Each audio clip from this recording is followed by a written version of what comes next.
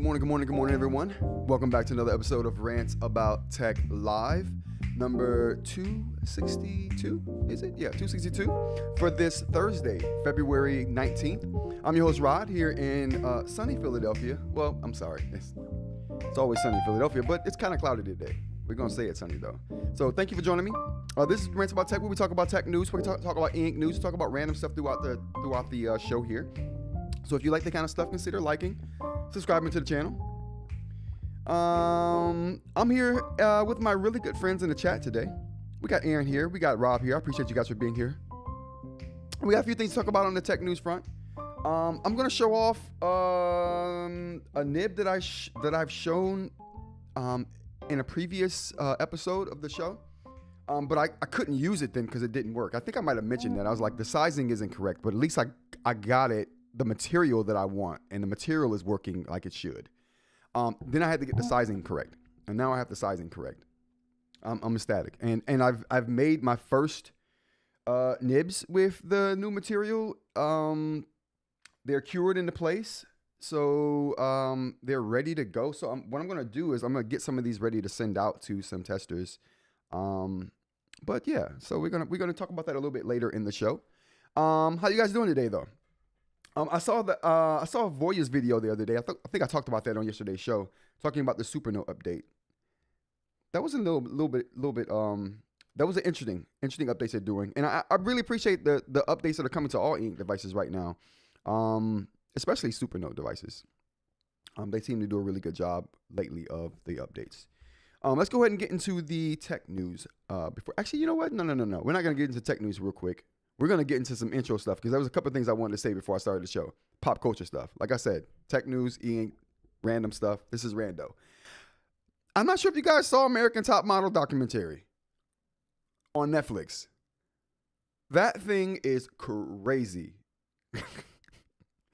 It's 3 episodes, so it's not long, about an hour long per episode. But I'm telling you, if you want to be, you want to be jawed on the floor. You want the jaw to be on the floor. Who wants that? Never mind. That wasn't a good setup. If you want to be appalled, you watch that show. That show is crazy. That show is ridiculous. Tyra is a real tyrant. Okay, she's named aptly. Tyra is a tyrant, for sure. That show is, wow. I never would have thought. Show's crazy. Check it out if you want to be wild. AI response to Formlabs email. So I received the email. I received the email the other day from Formlabs. I don't know if I mentioned to you guys. I'm sending that Formlabs back. Matter of fact, can we? I don't even think I have the.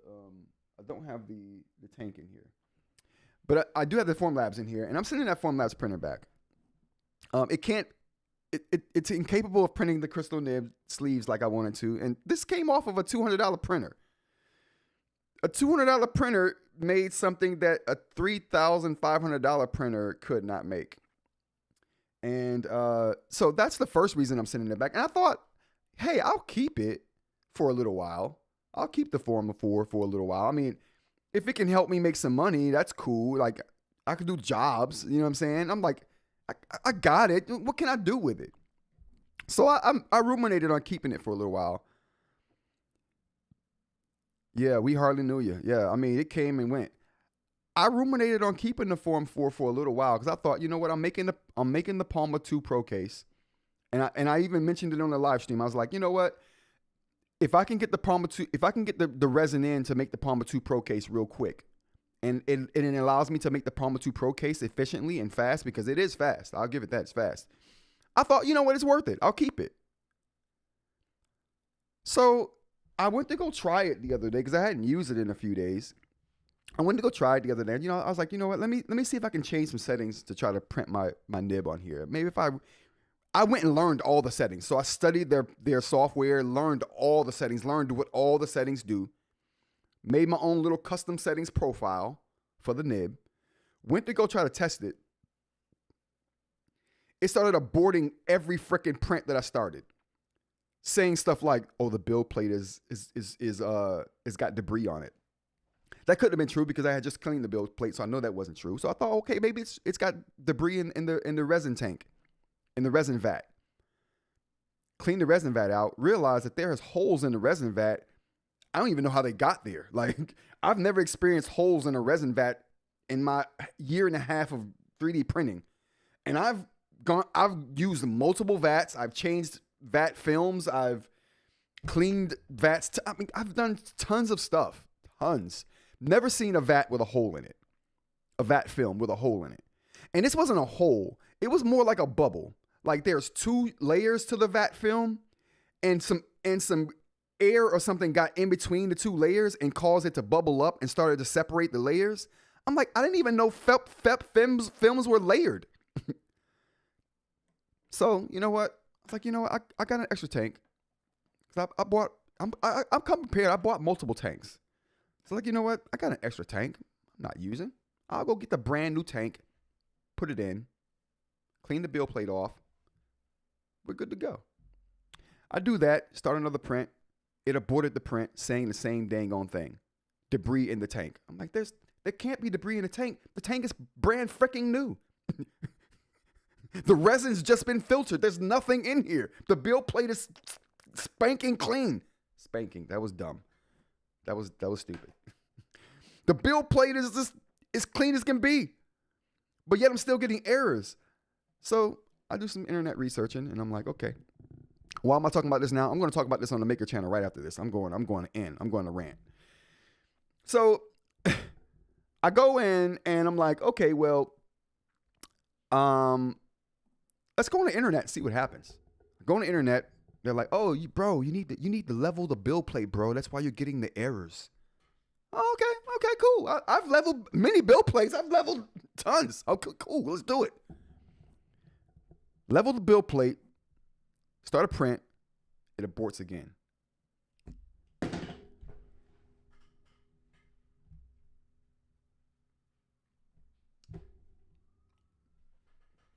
At this point, chat, with this Formlabs Form 4 printer, I bought it with the expressed intent that it was going to be faster, simplify my workflow, be less involved so I can spend more time creating and not learning how to 3D print. Even though dealing with the Elegoo printers, I've learned how to 3D print anyway. So, I mean, I've never tooted my own horn about anything, honestly. I'm a pretty good 3D printer right now. I'm not going to lie to you. I've learned quite a bit about 3D printing. You'd be hard pressed to bring somebody to me that would show me something about 3D printing that I don't know already. They might be better at it, like the nuances and more experience. But as far as 3D printing knowledge, bro, chill out. I'm there. So I learned everything about the software. And I'm just like, that was time wasted. So it wasn't a faster process for me because I spent more time trying to figure out why it wasn't making what I wanted it to make and why it's not printing at all, which I've never had print problems with none of the other printers. I'm just like, man, I want to like the form. I want to like it. I want to love it. You don't understand. I'm so conflicted right now, chat. I want to love this machine. It looks beautiful. It all accounts by people that have them love it. And I'm just like, why is my experience so much different from everybody else's experience with this freaking machine? Not just with the machine, with the customer service. The customer service is garbage at Formlabs. And I'm becoming to believe that if you're not a Fortune 500 company, they don't give a crap about you. If you're not spending millions of dollars with them, if you don't have at least 100 machines from them, they don't give a whoa, I almost did it. Where's my curse jar? Because I feel it coming on. They don't give a crap about you. Case in point, I put in a $6,000 order. Now, that might not be a lot of money to some people. That's a ton of money to me. That's a ton of money to me.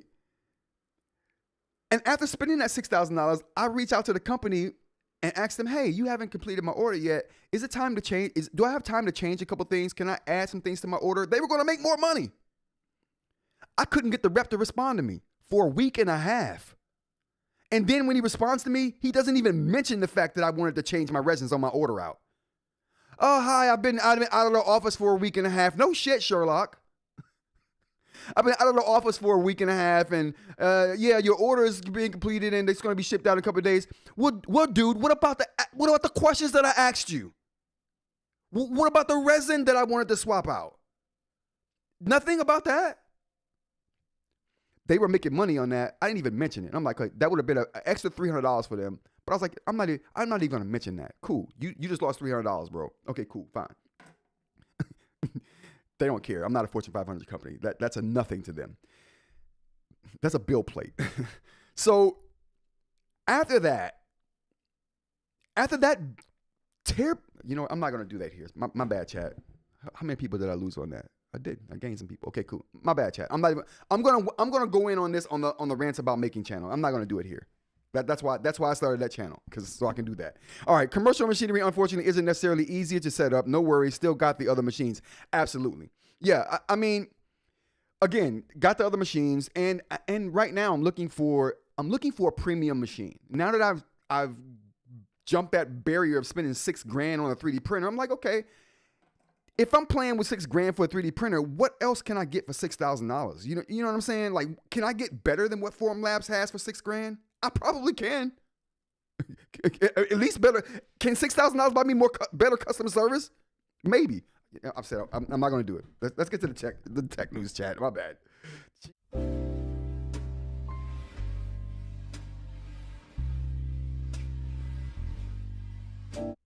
Before we do that, though, one more thing about this Formlabs thing.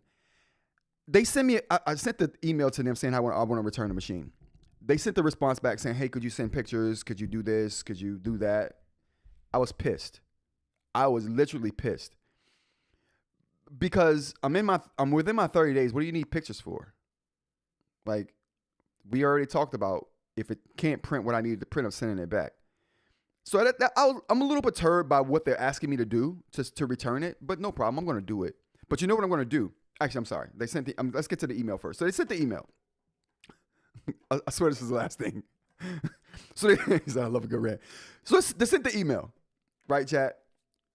And the email was like, yeah, could you send pictures? Could you do this? Could you do that? We'll do that. And you know how AI gets down. AI is going to get into your email inbox and start replying, give you a suggestion of what you should say, right? And I typically ignore the automatic responses from AI. They're typically garbage. It's something usually generic like, oh, thanks for the email. I'll get those things to you in a timely manner. I really appreciate it. Have a good day, right? That's usually the gist of the automated AI responses to email, right? Something super generic. Not this time. I don't know what the hell happened to AI overnight, but it got good. The AI responded.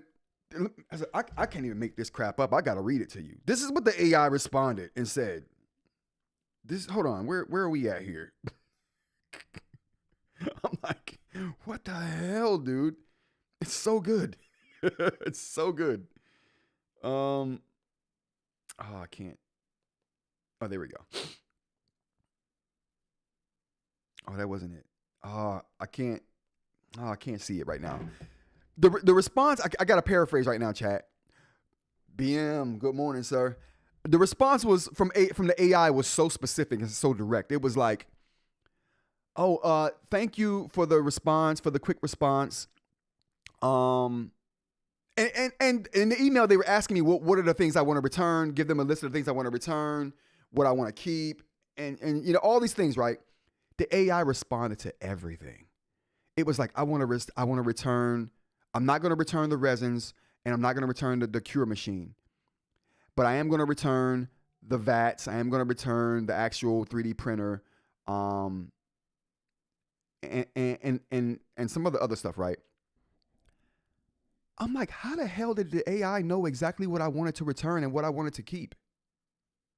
I had never talked about that before. I've talked about it to Amy. We've talked about it, but I've never said it publicly on live. I've never written it down anywhere.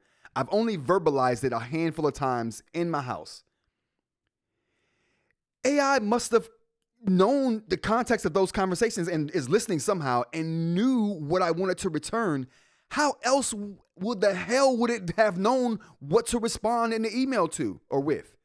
How did it know I wanted to keep the cure machine and not the resin? And the resins. How did it know I wanted to return just the machine and the VATs? I don't know, chat. That floored me this morning when I saw that. Okay.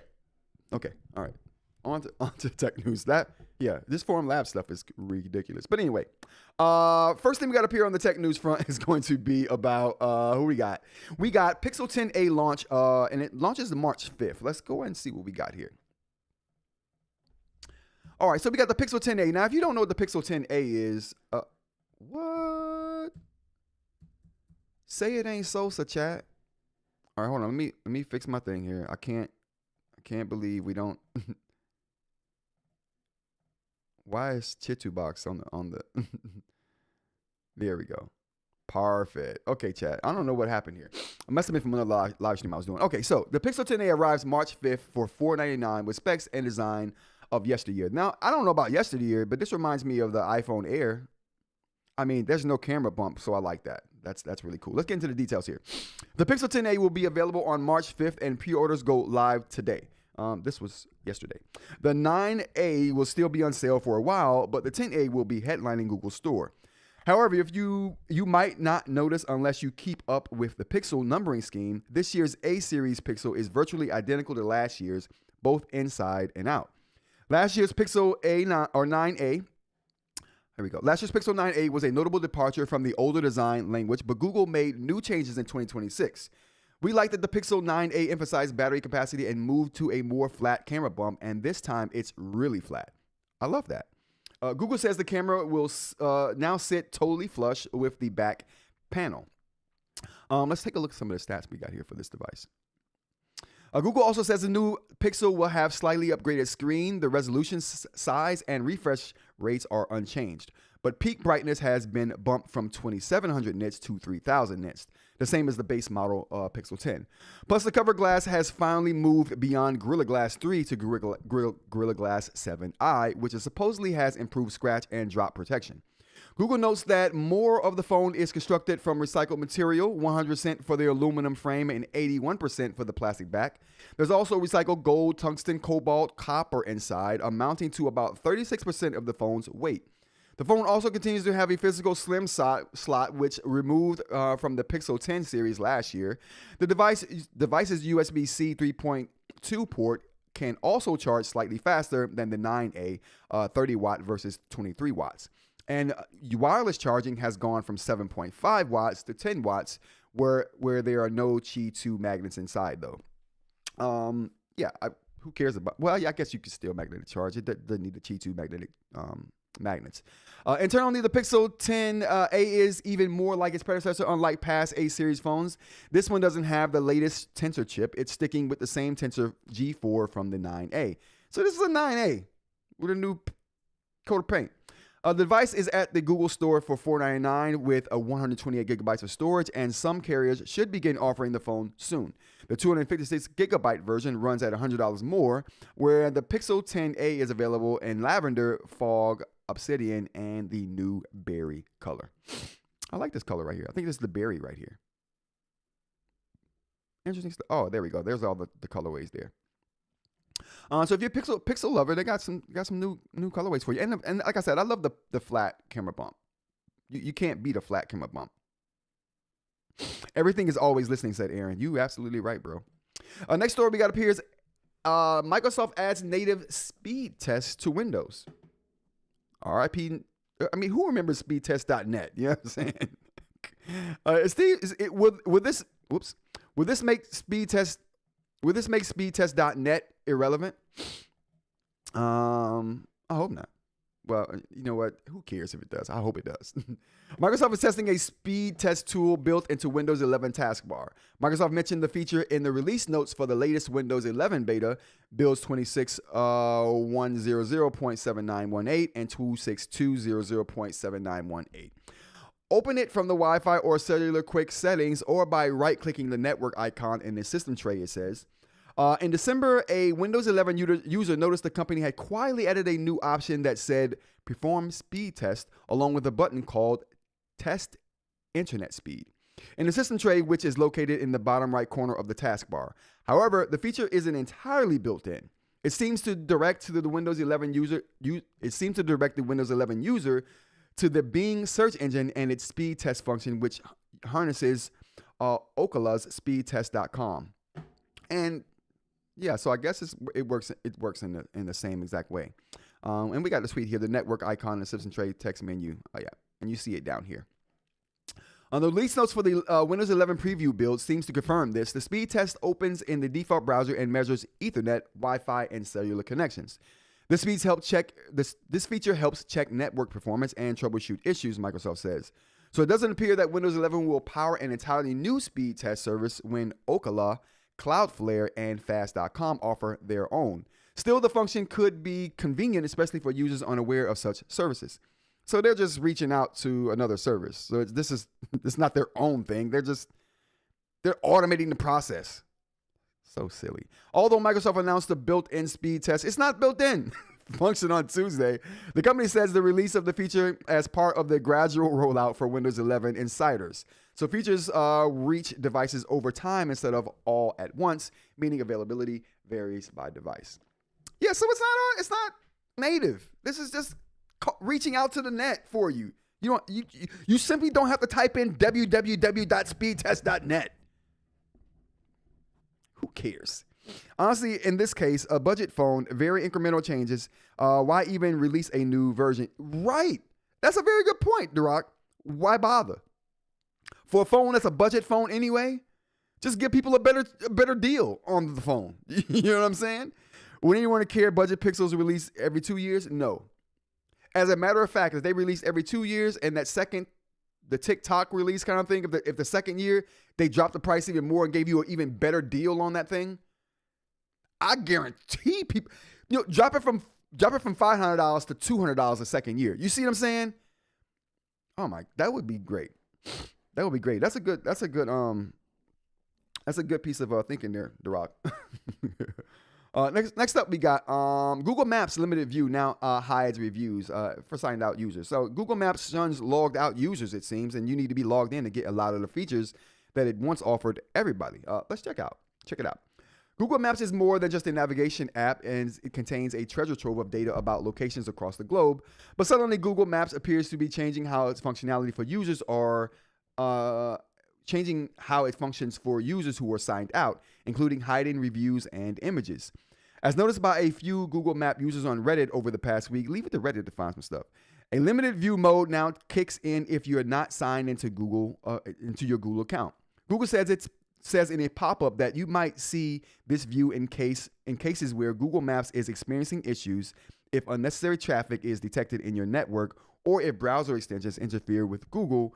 Then adding that signing in to a Google map might help you avoid seeing this limited experience again. I guess that's their explanation for why people are seeing it, talking about limited services because of external forces, not due to them just turning it off for people who aren't logged in. The difference in functionality between the signed in and signed out versions of Google Maps are stark, to say the least. Looking at a state map, here we go. We're going to check this out in a second here. This is it. So looking at a state map, State Park in North Carolina, the signed-in version of the map shows nearby hotels, rentals, and user photos, as well as some facts about the area. The signed-out version shows almost none of this and even removes a bunch of nearby businesses and attractions from the map itself. Yeah, so let's take a look. So this is what it looks like if you're signed in, right? This version of the maps. You get all this information there. You get the pictures on the left side. This is what it looks like if you're not signed in. That is a stark difference. I mean, I'm always signed in anyway, but for people who don't want to do that, or if they just don't have a Google account, I don't know who doesn't have a Google account at this point. But for those people, yeah, this is not going to be helpful at all. So be aware. If you're not signed into Google, you're not seeing all it has to offer. So just keep that in mind for you Google users going forward. Next up, we got Meta Smartwatch may be coming to the foray into tech. Now, I talked about this a little while back when I talked about my experiences with the Meta Ray-Ban display glasses, right? And how I thought that gesture wristband that they have to interface with the glasses needs to be a watch, because I thought it needs functionality to be on my wrist above and beyond just gestures, right? If you look at Apple's Apple Watch, it's a watch, but it also recognizes your hand when you're doing gestures. It knows when you're moving certain fingers, right? It has accelerometers in it to know when you're moving it in space, gyroscopes even. So I thought if they made that wristband a watch, now I have more reason to have the wristband. But just a wonky, finicky wristband that only is used on the glasses that I'm not having on my face all the time, and the wrist, I'm not going to, even when I have on my face, I'm not going to be using that wristband all the time. It just seemed like a waste of space for something that could have been way more functional. Throw a timepiece on it. And I think that's what they're going to do here. I think they're going to make that gesture wristband a timepiece. This article right here seems to think they're restarting the Malibu 2 program, which the Malibu 2 was just a sleep tracker or health tracker. This thing that they're going to make right now, I guarantee, is going to be way more intricate. Gestures, time, AI. It's probably going to have sensors in the camera, like what Apple's doing with their AirPods. I think this is going to be really good. I think this is a move in the right direction, and a direction that I was hoping that they would go with this wristband. Now, I don't know that they're doing this for the wristband. Like I said, the article seems to think they're doing it for their Malibu 2 health tracker, but I don't think that's the case. But let's look into the details. Meta might soon launch their first smartwatch, latest reports claim. Meta is reportedly gearing up to enter another segment of the wireless market, according to the information. The company is planning the information. So the information is a publication. The company is planning to release its first smartwatch sometime this year. So 2026. They've already got the band down. It can't be that hard to throw a freaking timepiece on it. The information says which will come with Meta AI and health tracking. Definitely Meta AI, definitely health tracking, but also definitely gestures. It's going to be that gesture wristband with a timepiece, 100%. I stake my reputation on it. Yeah. The same publication reported back in 2021 that Meta was working on a smartwatch powered by an open source version of Android. Over the next year, more details of its possible features emerged, including reports that it had a detachable camera and that Meta was developing a model with up to 3 cameras. Did not just cameras? Yeah. But in 2022, the company was believed to have put the project on hold to focus on other wearable devices. At the moment, Meta wearable products are comprised of virtual reality headsets and smart glasses. They include the Meta Ray-Bans, which are a hit in the US, though. This includes the Meta Ray-Bans displays that have the wristband, like I was just talking about, and I fully expect this to be an extension of that wristband. What else do we have here? Let's go to the chat before we move on. Having a watch that doesn't tell time would be like glasses that don't improve vision or block the sun. Exactly, The Rock. Like I said, if you got it on your wrist, it should tell time. Period, point blank. Joke man, glasses suit you. Yeah.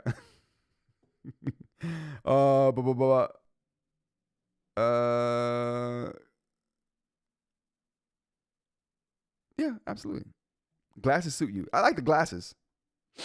But like I said, a watch that doesn't tell time, not smart. Headphones have toxic chemicals. Well, no ish, Sherlock. It's plastic. It's definitely going to have toxic chemicals in it. Why do we think plastic doesn't have toxic chemicals in it? We do know that Pfas are plastics, right? The forever things. What were they? Hold on, let me get the name right. Let me get the whole name of Pfas out real quick. I was practicing it before the show, so I might as well just flex a little bit. These dangerous chemicals include biphenyls, phthalates. You didn't know I knew how to say phthalates. You know you're going to hear that today. And polyfluoroalkyls. No, polyfluoroalkyls. There we go. Polyfluoroalkyls. Pfas. I mean, I didn't do it flawlessly like I had practice, but I got it out. Let's talk about some of the details. If you don't want something else to worry about in today's world, perhaps skip this particular story right here because it's just adding another bit of bad news. Otherwise, a new study finds that most headphones contain toxic chemicals that may be migrating into our bodies. Again, this isn't news to me. I mean, I guess it's a shocking report to put out, but it just seems like common sense. Reports by The Guardian, the study comes from the activist group Tox-Free Life for All, a Hungarian research and campaigning group. If it helps, they're like the Eastern European version of Consumer Reports, to put it in perspective. Tox-Free found that a multitude of headphones contain chemicals that can cause cancer, neurodevelopment problems, and feminization of males. What the hell is that? I've never heard that before. That's new. The headphones include ones from major brands like Apple, Bose, Panasonic, and Sony, makers of some of the best headphones on the market. These dangerous chemicals include biphenyls, phthalates, and polyfluoroalkyls. We got it. Pfas are known as ferrochemical chemicals, which other studies have found to have terrible biological effects. Reportedly, synthetic chemicals, Pfas, used to stiffen plastics can migrate into sweat that can then be absorbed through your skin. From what we can tell, the study only tests for the presence of the chemicals, but it doesn't reveal how much exposure is required for chemicals to reach toxic levels, which I don't think we're getting a lot from headphones. Else, this would have been a thing a long time ago, in my opinion. It also emphasizes that chemicals were found in trace quantities, which makes sense. Tox-Free notes that highest concentrations of harmful substances were found in the hard plastic parts of the headphones. These chemicals can be released into the environment through heat, mechanical stress, or sweating, and then absorbed through the skin, which means you'll want to avoid wearing headphones while sleeping and, unfortunately, when doing strenuous activity that causes you to sweat. No one's going to do that. This is like that story I did maybe about a year ago now about Folgers coffee and how it has toxins in it. I don't care. The best part of waking up is still dun in your cup. So, I'm taking it. I'm rolling with the punches on this. Same with the headphones. Trace amounts. Trace amounts. But it's good to know. I guess this is just in case you wanted to know. It's, But if the study comes out that says, yeah, it's killing people, okay, different conversation we got, man. All right, next up, we got Google helps you create your own song. Have you ever wanted to create music, but you don't know how to play an instrument? And you're probably a little bit tone deaf. Maybe, a little bit. Google's got your back. Listen, this is a tool I've been waiting for, chat. Since they've been talking about AI, I've been waiting for somebody to make a prompt tool that I can make my own music for my YouTube videos. I'm tired of getting copyright strikes for my music. And matter of fact, I don't get copyright strikes. I'm tired of having to go in and explain to YouTube why I'm using certain music because my software allows me to use the music because it thinks that I'm just stealing music. And then it takes a month for it to okay, you didn't steal this. You've got the rights to do it.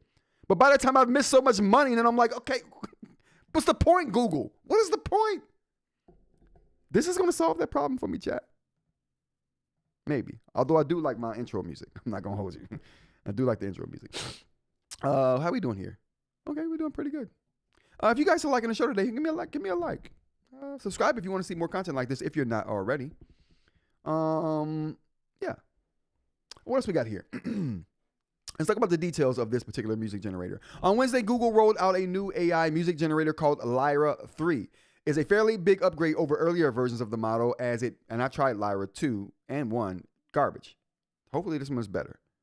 Lyra 3 can create high fidelity 30-second audio tracks in a variety of genres, from short jingles and lo-fi beats. Ooh, lo-fi beats. They get you right in the heart. And more complex arrangements and songs. On Wednesday, Google says that Lyra 3 is available now on Gemini desktop app and will be rolling out into the mobile app in the coming days. And it's free for all users 18 and up. Lyra can be used in English, German, Spanish, French, Hindi, Japanese, Korean, and Portuguese, with support for additional languages coming soon. Lyra 3 can generate a short 30-second song based on a simple text, image, audio, or video prompt. That's interesting. You throw a picture in, it'll give you some accompanying music based on the picture. I like that. Lyra 3 can create them based on the prompt, and Nano Banana will eventually generate album artwork to go with it. Oh my goodness. People are going to go crazy with this tool. If users want to create music and go along with a specific photo that goes along with a specific photo or video, they can upload it along with their prompt. For instance, social creators could upload a video and generate a custom music track to go along with it in seconds.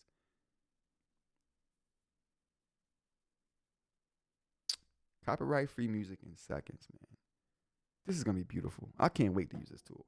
While free users have access to Lyra 3, paying Google AI Plus and AI Ultra subscribers will receive higher usage limits. As always, this article also talks about some of the copyright concerns as well. And if you want more information on that, I definitely suggest you go and check the article out. As always, though, all the articles I talk about are linked in the description of this show, along with an invite to our Discord, the Rants About Tech Discord, where we talk about a lot of these things. A lot of ink there as well. So if you like the kind of conversation, join us there. But yeah, let's go on to the next story we got here. What do we got here? YouTube, big screen, quietly test smarter ways to watch. Now, this is talking about just adding Ask AI tools to your smart TV, which I think is awesome. But I don't buy TVs that don't have a microphone these days, or at least comes with a remote that has a microphone on it. Because you know what I don't want to do? Type on a freaking remote like I'm back in 1990 using a goddamn flip phone. I'm sorry, flip phones are cool these days. Using a goddamn Nokia. Oh, does Nokia make good phones still? Using a goddamn BlackBerry style keyboard. The remotes are worse than that. You know what I'm talking about. I don't want to do the 3-letter typing on no phone or no remote. You know what I'm saying? I just want to talk. You know what's so funny about this? I remember a long time ago, me having my apartment set up when Google Home first launched. It was so good. I would walk in and say things like this to my Google Assistant. Hey G, play the last episode I was watching on Netflix on the living room TV.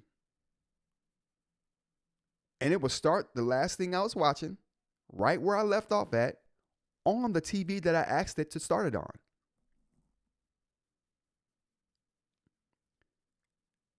What the hell, Google? Why can't it do that now? Like, I don't understand. You can't. Those days are gone.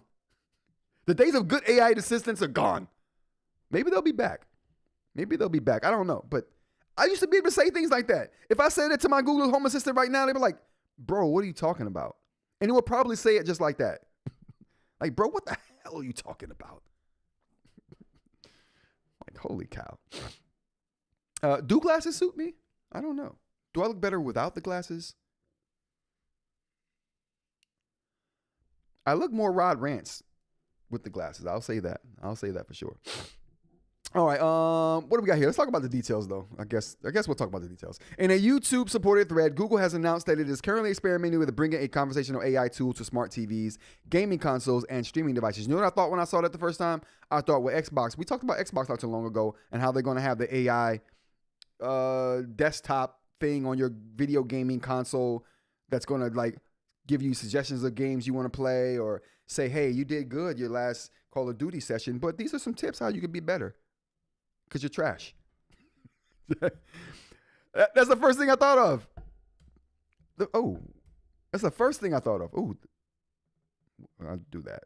Okay, so in a YouTube thread post, Google has announced it is currently experimenting with bringing a conversational AI tool to smart TVs, gaming consoles, and streaming devices. This is the same conversational AI tool that's already available on YouTube for mobile and desktop. So if you have already used the Ask Button Gemini Sparkle icon on YouTube, there's a chance that you can use the same feature on your TV screen while watching YouTube videos. However, since this feature is still in a testing phase, only a small group of users will be able to use YouTube's Ask Button on their TVs. It's also worth noting that the AI tool appears on the watch page for select videos. So if you're not seeing it on your TV screen, it means either it isn't available for you yet or the video you're watching isn't supported yet. YouTube's conversational AI tool is available only in select regions in 5 different languages, including English, Hindi, Spanish, Portuguese, and Korean. I refuse to search on any TV that doesn't have a microphone. They should chat. If you don't have a TV with a microphone, that should be your next TV purchase. A TV with a mic. It will change your life. I promise you.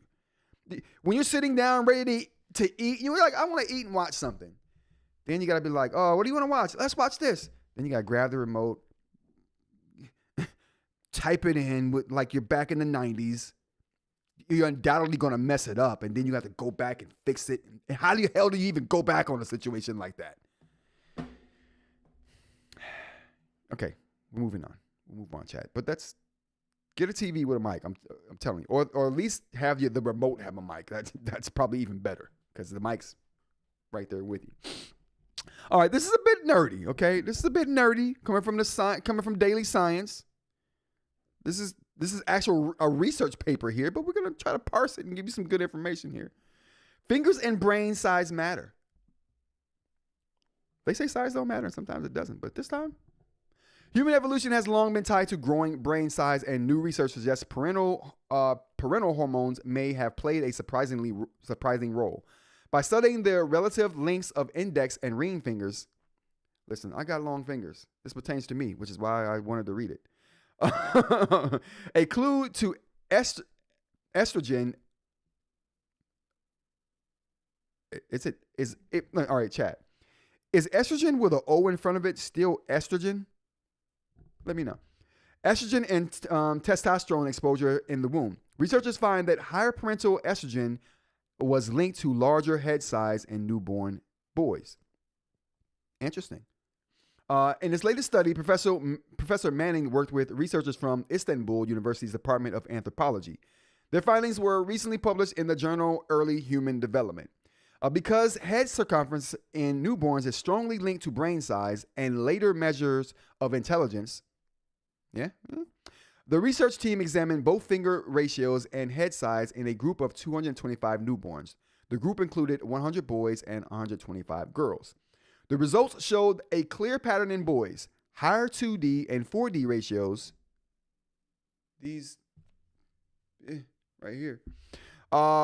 which point to greater parental estrogen exposure, were associated with larger head circumferences. These relationships did not appear in girls, though.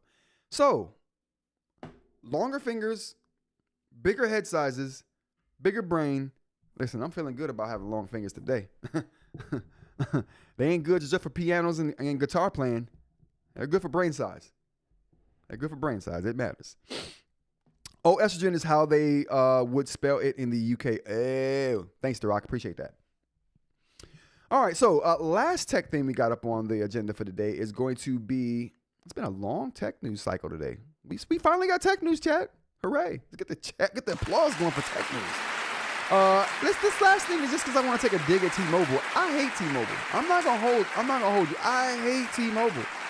They're my current carrier, so that's I'm in a unique position to say I hate them and have a good reason for hating them.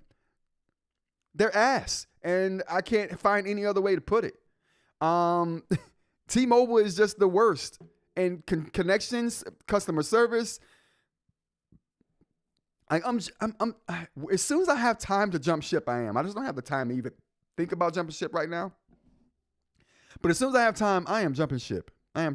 Price hikes every 6 months. The prices on the plans rise like clockwork. T-Mobile, you're the worst, man. You are the freaking worst. T-Mobile is facing mounting pressure as a competition from other wireless carriers intensifies. In recent months, the company has been seeing growing numbers of customers leave, prompting the CEO to plan major changes to help reverse the trend. Now, there's nothing they're going to be able to do to reverse this trend. This has been happening for over a year now, and they're disconnected from what the customers want because they don't care. They don't care about the customers. Kind of like another company. If you're not Fortune 500, T-Mobile don't care about you. Formlabs doesn't either, apparently.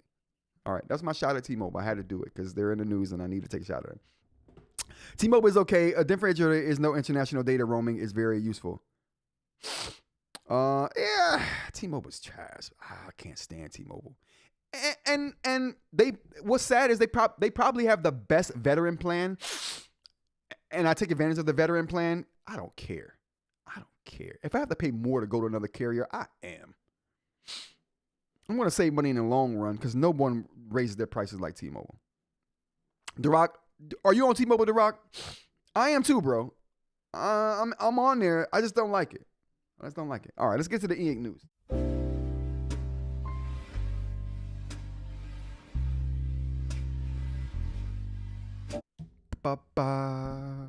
Yeah. All right, now, what else we got here? So, not really a lot of eInk news today, and I don't think we got a lot to talk about today on that front. But one thing that I did notice that I thought was kind of cool, I used to buy these for my kids back in the day, the Nooks. How many of you guys had a Nook back in the day? I didn't even know the Nook was still a thing. I thought that was defunct. like how can a Nook survive in today's world? And it's not eInk, but I thought it was going to be honest with you, when I saw it. But let's talk about the details of this new Nook. And yeah, it's from Goody Reader. And I typically don't even bother with Goody Reader stories, but I couldn't find any other story talking about this Nook. So here we go, chat. Barnes & Noble just quietly unveiled a new Nook tablet with a 8.7-inch screen that comes out on March 19th, 2026, and comes in two colors, Sea Foam Green and Luna Gray, for $149.99. The Nook reading tablet features a 8.7-inch HD IPS screen with 480 nits of brightness, which pales in comparison to the device we were just talking about with 3,000 nits of brightness.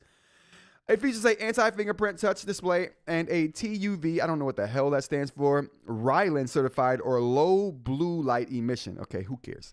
For serious readers. Really, serious readers don't like blue light? My God. The tablet offers grayscale. Yeah, Goody Reader is trash. I'm not going to hold you. They are trash. They got a good publication, though. They can't be too trash. They're doing pretty good over there. I don't personally happen to like them, but that's a personal thing. Under the hood is a MediaTek Helio G85 octa-core processor running at 1.8 gigahertz. It's like a Remarkable. Paired with 4 gigabytes of RAM. It's better than the Rockwell. I think the Rockwell only has 2 gigabytes of RAM. There are 64 gigabytes of internal storage. It supports an SD card for an additional 1 terabyte. This device should be external. Wow. This device should be exceptional. They spelled it wrong in the article. Exceptional for listening to audiobooks. It features 2 side speakers optimized by Dolby Atmos, a 3.5 millimeter headphone jack. Oh, that's cool. Not many devices have 3.5 headphone jacks anymore. And Bluetooth 5.1 support for earbuds or headphones. There's also cameras including the front-facing 200 megapixel fixed focus and rear 8 megapixel autofocus cameras. A USB-C port is available for charging and data transfer, and it's powered by a respectable 5,100 milliamp hour battery, which that is a respectable battery size. All right, and that is all for the eInk stuff we got to talk about here today. Actually, one more thing about eInk we got to talk about today is going to be, so I'm just doing a demonstration here. For those who don't know, I do sell, for those who don't know, I do sell eInk, ceramic nibs on the website. I don't plug enough. Plugged. And here we are, Rant About Tech, and you can find Supernote ceramic inserts for standard ceramic EMR nibs or pins. You can find a sleeve hollowed out. Put your own ceramic in if you want. You can buy the Lamy that already has a modified ceramic nib in there. No work for you. Buy it. Get it. It works. And then we also have the crystal nib, which we're going to talk a little bit more about today, but that's an option for you as well. And speaking more about that crystal nib there, I've shown this particular nib, not a phone, nor really an e-reader. It's an under-spec tablet. Yeah, I agree with that. What is this, a phone? No, not a phone. Not a phone, Aaron. It's a tablet. A Nook tablet. It's... Like I said, I didn't even know Nook was making tablets still, but apparently they are. Ooh, that's too much there. Oh, whoa. That was too much. That was too zoomy. Can we? Oh, we won't even be able to see this. Oh, chat. Oh, there we go. Can it? All right, there we go. All right, so there we go. This is the new, oh my, yeah, that's good. Can I go even further? Will it? I think I've reached the distance limit. There we go. Okay, so this is the crystal nib now. All right, and it's in a crystal sleeve that Jay affectionately named Tenacious because of the resin that it's made with. So we got a Tenacious nib sleeve that's clear with a crystal nib inside. And we talked about the durability, and we even showed the durability of this nib before I even had a chance to use it because it wasn't the right size when I was talking about it last. So I couldn't put it in a pen and use it. Now we can. So now we can put this in a pen and use it because I'm so happy. It took me a long time to get this thing, to make this, right? It took a long time to make this. And then to get it perfect took even longer. So it's the perfect size right now. I redesigned the shape so it's the perfect shape for what I need. Oh, there we go. I mean, this thing is awesome. I just walked back into a Nook with a camera. Oh, yeah. All right, so let's take a look at this. So, speaking of which, this is the note. This is the note for when I finally got all the settings perfect for this particular nib right here. And I even got it starred right here with the Supernote star. You know what I mean? All right, so we're gonna write on this. I might frame this note because this is when I figured out I had it perfect with these particular settings and measurements. I'm like, oh God, this is great. All right, so we're gonna go ahead and put the nib in here. So this is the crystal nib. It's cured into place. So that's a benefit over how this is the crystal nib now. Right? We got the crystal nib right here now, and it's in this black sleeve right here. You can see that. This is the crystal nib. So it's in the black sleeve, and we can see that right there. But and I'm going to ship these with black sleeves. So people were having a hard time seeing it. But I am going to ship. I'm showing these right now because I'm going to start shipping these out to testers to test. Now that I have a ton of them on hand, and they actually just work. So we're going to go ahead and put it in. Whoops. So we're going to go ahead and put this into the pin here. and we're gonna use it. Actually, I like this one.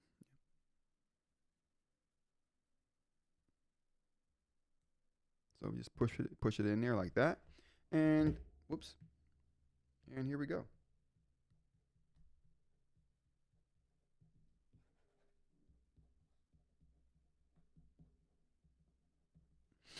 Man, chat, I am so happy. This has been, I don't know if you guys know how long I've been thinking about making the sleeve and trying to do it, and which is why I got into 3D printing in the first place. I am beside myself about how happy I am with how this turned out. And now that I know I can do it, I can go ahead and make them into other colors. I could try different materials. Not that I haven't been trying different materials thus far. I've tried so many engineering resins. So many engineering resins, chat. It's ridiculous. But we're here now, and I'm super happy about it. Let's try a different one. So I've been able to reliably make these. So let's go ahead and take this one out. And they're easy to take out too. Super durable. So if they ever were to crack, I've shown this on the live stream already. But the nib would hold, or the sleeve would hold the nib together if it were to break in any kind of way. So you still be able to retrieve it if that were to happen. But yeah, I think these are going to be really good, and I don't think people are going to have that problem. But if you do, you'll be taken care of. So we got 3 of them here. This is the one I just used here, and it's another one here. Let's check it out. So I can make these reliably now, and I'm just super happy about it. And let's try the third one out here. Oh. Yeah, do use an extraction tool. Don't use your fingers like me. All right. Oh, this one's not. Oh, maybe this wasn't the one that was working at all anyway. Yeah, this one's got a bit of an issue. But I'm reliably making them now. And I've made like 10 of these so far. This might have been in the bad batch that I just added to this for some reason or another. But regardless, they are working really well, and I'm super happy about how they turned out and the look of them, and just how far I've come with this. Just how far I come with this. I'm just super happy. Stop showing your design secrets. Yeah, I am, Aaron. Listen, Aaron, I'm going to start taking, like, I thought you were being funny at first saying that, but yeah. I have a Hogwarts Lammy for this crystal nib. I need a red sleeve. Ooh, a red sleeve. Ooh. That's kind of interesting. I got you, Aaron. We talked about this red sleeve a little while back. I got you. I think that red is a popular enough color that I can invest in some red resin and make some of these red, and more people than just you would buy it. But even if it was just you, Aaron, it would be worth doing, bro. It'd be worth doing. We got to get you set up. You know what I mean? We got to get you set up with the red Lammy. All right. And I think actually that's not it. We got a couple more things here. So well, I looked for videos I'm going to be watching, and right now we just going to be watching AI Catherine here today. We're not going to watch this on the live stream, but I am going to be checking out AI Catherine. So we got to respect AI Catherine. Got to check out her videos when she come through. Also, we got some Reddit stuff here. So a couple things I was thinking about on Reddit, or looking at on Reddit. Can we get there? All right. Ceramic stylus on the Mini. Now, I would not use a ceramic stylus on the Mini because I don't think the Mini has the same screen protector that the Viwood's bigger device has. Can anyone confirm that has both devices? Or can anyone confirm that has the Viwood's Mini?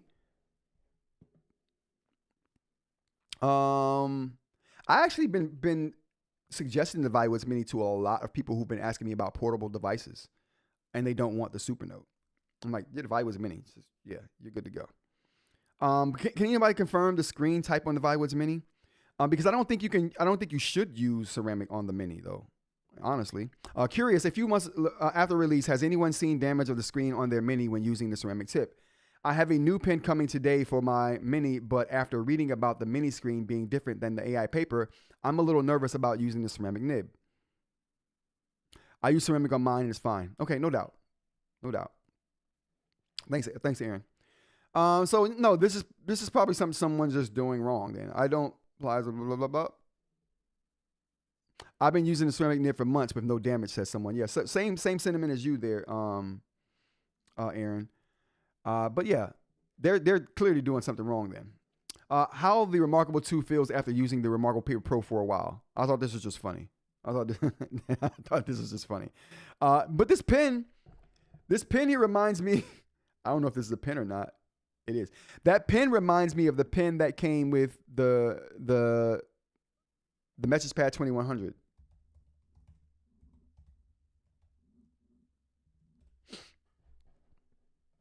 This thing was a beast, man. Oh my God, I love this device.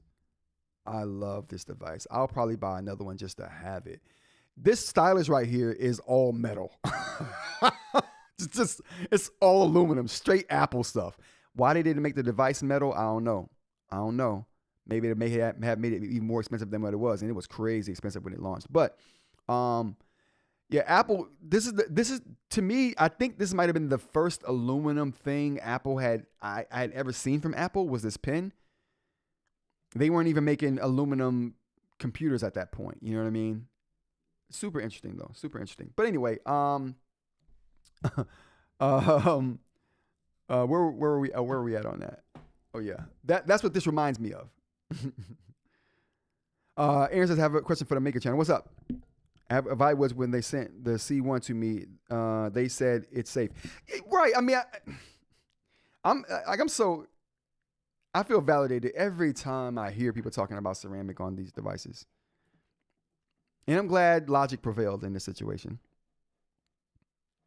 What else we got in the Reddit sphere? It's time to check the competition. After 3.5 lovely years of the Remarkable 2 and 1.5 challenging years of the Remarkable Paper Pro, I decided to go back to monochrome Supernote Manta. The current hardware is a hit and miss. I've changed 6 tablets. The color eInk has a lot of drawbacks.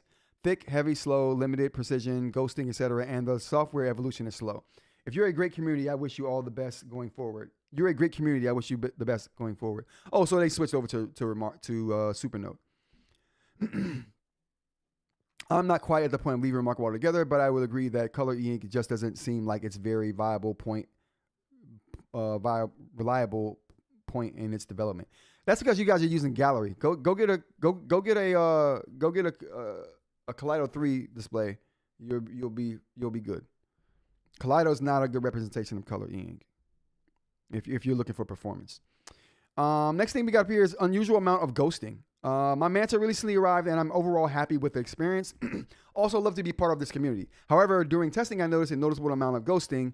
Since I am new to the eInk world and this is my first eInk device, I want to ask you with probably more experience than me if this amount of ghosting is normal. Yeah, Carter 1300, yeah, Manta, ghosting, bro. You're only going to escape this if you go buy a Boox device. I don't know what they're doing with their ghosting algorithm, but it's great. Excuse me. But it's definitely great. Oh, we already did that. All right, chat. That's going to be it. Aaron says, I have questions for the Maker Channel. We're going to do the, I'm doing a live stream today. I am doing a live stream today. I got to get this out. You thought ghosting was going on the Manta? Oh, no. Not in my experience. Not in my experience, you guys. All right, that's going to be the show for today, everybody. Thanks for joining me, you guys. I really appreciate you for being here. This is Rants About Tech news show where we talk about tech news, eInk news, talk about random stuff along the way. Monday through Friday, 10 a.m. to kind of whenever. If you want to join the show, we appreciate you joining us if you have the time. Again, all the stories we talked about and all the things we talk about are linked in the description of this show. We also have an invite to the Discord linked in the description of this show. So please join us over there if you want more of this kind of talk after the show ends. What else we got? Oh yeah, I'm going to be sending out, I'm going to make more of the crystal knits for testing. I'm going to send those out to testers. I'll reach out to you guys and let you know when I'm going to be sending those out, which should be in the next few days here after I get enough on hand. And then I'm going to start trying to make, or what I might do is wait until I get white, black, and clear, send all 3 to you guys, and then see what you think about it. All right, that's going to be it, you guys. Thanks for joining me for the show, and I appreciate you guys for being here. Thanks to Aaron for joining. eInk. We got BM We got The Rock. We got Rob. I really appreciate all you guys for being here. I really appreciate you. Thanks for joining me, and I will see you all here tomorrow. All right. Peace.